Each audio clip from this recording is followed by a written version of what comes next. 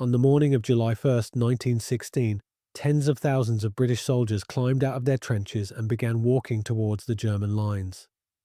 Many believed, or had been led to believe, that the week-long bombardment had destroyed most of the German defences. Within minutes, machine guns tore through the advancing ranks. By the end of the day, the British Army had suffered more than 57,000 casualties, including over 19,000 dead, the bloodiest day in its entire history. But the Battle of the Somme was far more than one terrible day. It became a 141-day struggle involving more than 3 million men from Britain, France, Germany, and across their empires. By the time the fighting ended in November 1916, more than 1 million soldiers had been killed, wounded, or captured, making it one of the deadliest battles of the First World War. So why did this battle happen? Could it have been avoided? And despite its staggering losses, did the Somme ultimately help the Allies win the First World War?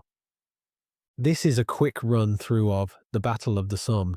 By 1916, the First World War had reached a deadly stalemate. After nearly 2 years of trench warfare, neither side had managed to achieve a decisive breakthrough on the Western Front.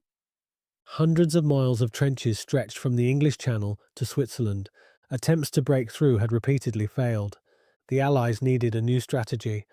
Originally, Britain and France planned a joint offensive along the River Somme in northern France. Their objective was ambitious: break through the German lines, force the enemy into open warfare, and end the trench stalemate. But events soon changed the plan. In February 1916, Germany launched a massive assault against the French fortress city of Verdun.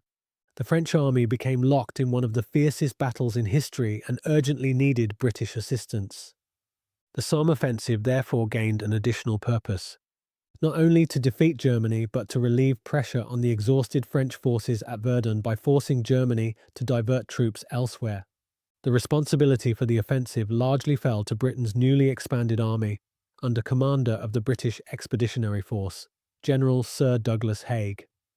Many of these men were not professional soldiers. They were volunteers who had answered Lord Kitchener's famous call to arms in 1914. Soldiers from across the British Empire took part, including troops from Newfoundland, Australia, New Zealand, South Africa, India, and Canada. Their service reflected the global nature of the war and the enormous contribution made by Britain's overseas dominions and colonies. Some served in the famous PALS battalions, where friends, brothers, and workmates enlisted and fought together. It was a decision that would have tragic consequences for entire communities. The preparations for the Somme were enormous. Millions of artillery shells were stockpiled.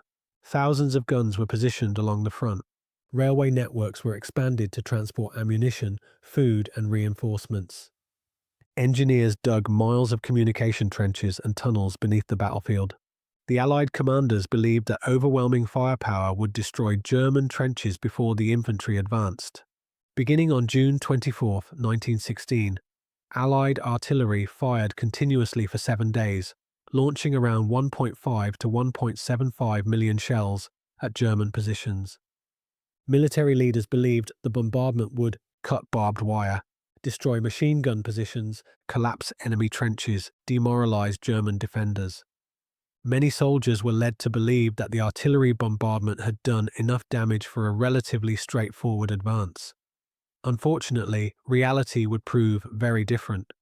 The Germans had spent months constructing deep concrete bunkers, some over 30 feet underground. When the shelling stopped, many German soldiers simply climbed back to their machine guns. Much of the barbed wire remained untouched. The battlefield waiting for the British infantry was far stronger than Allied commanders had imagined. Moments before the attack, 19 huge mines exploded beneath German positions, sending vast columns of earth hundreds of feet into the air. The explosions were intended to destroy key German strongpoints and clear the way for the advancing infantry. At 7:30 a.m. on July 1st, 1916, whistles sounded all along the front. Thousands of British soldiers climbed out of their trenches. Many advanced in long, orderly lines. Some carried nearly 30 kilograms of equipment. Almost immediately, German machine guns opened fire. Entire waves of attackers were cut down before reaching the enemy trenches. In some sectors, soldiers advanced only a few hundred meters before being killed. Communications quickly broke down across the battlefield. Officers struggled to understand what was happening. Yet in many places, attacks continued throughout the day. By nightfall, 57,470 British casualties, 19,240 killed. It remains the bloodiest single day in British military history. The losses devastated communities across Britain.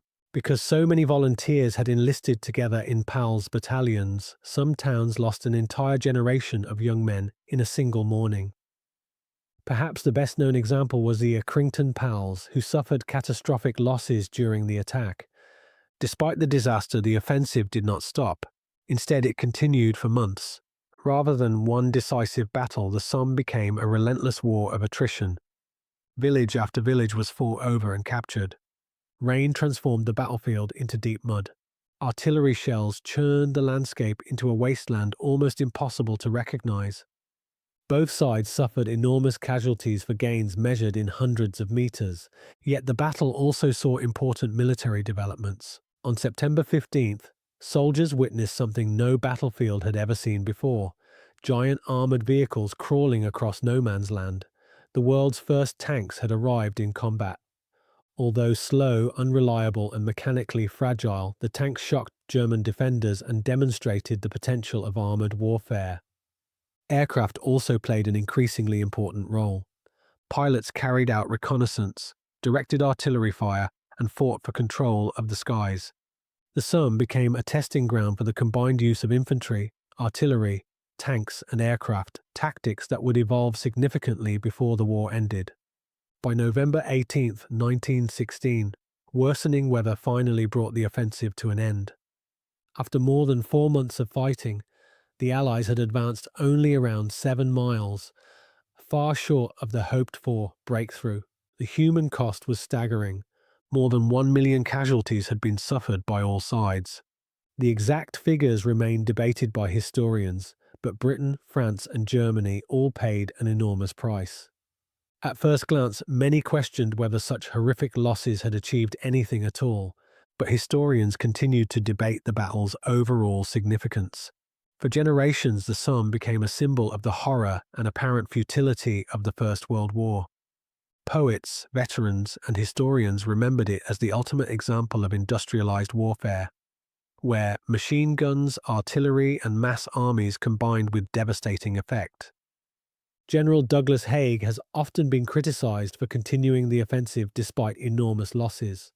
However, modern historians offer a more balanced assessment. Although the breakthrough never came, the battle inflicted severe losses on the German army, eased pressure on the French at Verdun, contributed to wearing down Germany's military strength, and helped convince the German High Command to shorten its front by withdrawing to the Hindenburg Line in early 1917. The British Army also emerged far more experienced and tactically capable than it had been before the battle, lessons that contributed to Allied success in 1918. Today, the Somme remains one of the most powerful reminders of the cost of war. Across northern France, military cemeteries still stretch across the countryside. The Thiepval Memorial bears the names of more than 72,000 British and South African soldiers who have no known grave. More than a century later, the battle still shapes how we remember the First World War, not simply as a military campaign, but as a human tragedy that touched millions of families across Europe and beyond. If there's one lesson the Somme leaves behind, it's that the true cost of war is measured not in miles gained or lost, but in the lives forever changed. Thanks for watching. If you found this quick run-through useful, please like and consider subscribing for more concise documentaries covering history's most important events.